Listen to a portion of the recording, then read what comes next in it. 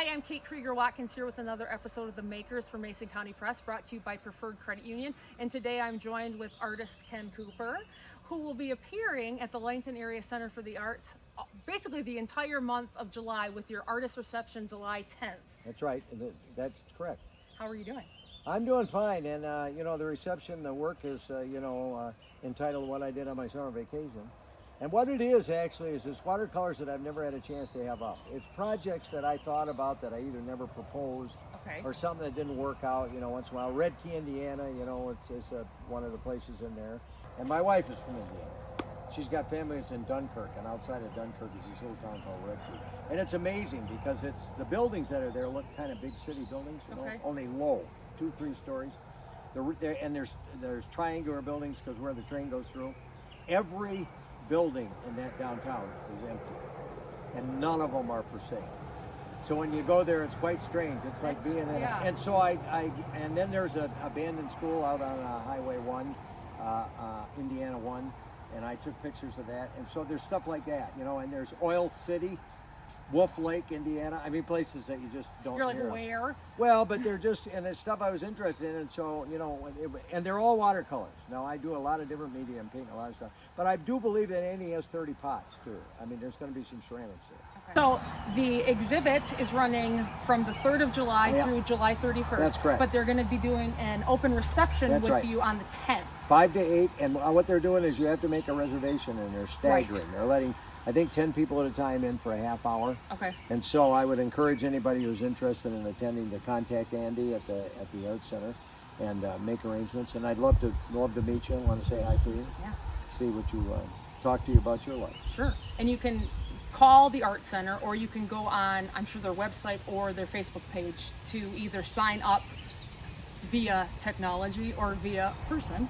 So, and that should be really, really cool because there hasn't been a lot of, I don't know if there's really been any architectural, like watercolor pieces in there. That's what I ended up specializing in. I always call myself, I'm a house painter.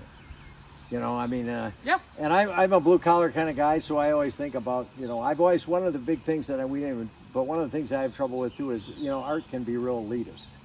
And artists can be elitist. And artists can be, they're real friendly when you come and talk to them and everything, but, I'm not a big one on that. I'm kind of allergic to wine. I'm one of those guys that for some unknown reason I can have a half a glass of wine and the next morning I just feel miserable.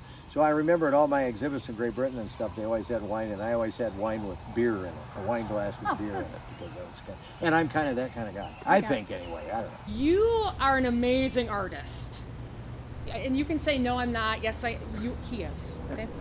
And you do painting, sculpture, pottery, abstracts, and watercolors, and the whole gamut of... Someday I'll grow up and get it right and I can stop. No, you don't need to stop. So why don't we talk a little bit about...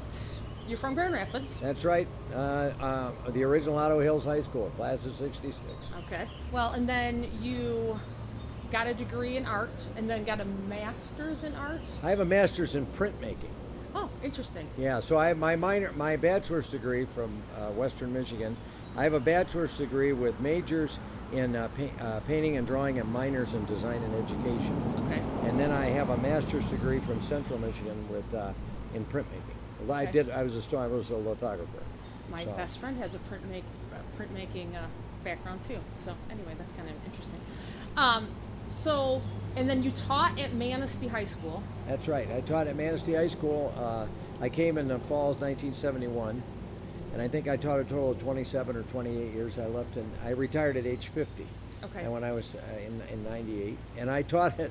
The thing that's funny is I'm teaching at West Shore Community College now because I'm doing this pottery class, and if anybody's interested, we have a blast. And, it's great. But anyway, I actually taught through West Shore Community College. We had I guess you'd call it an extension class in Manistee, and I taught drawing at Manistee High School in, if you can believe this, 1972, 73, and we had, in those days, West Shore Community College had 2 buildings. They just opened in like 65 or whatever it was.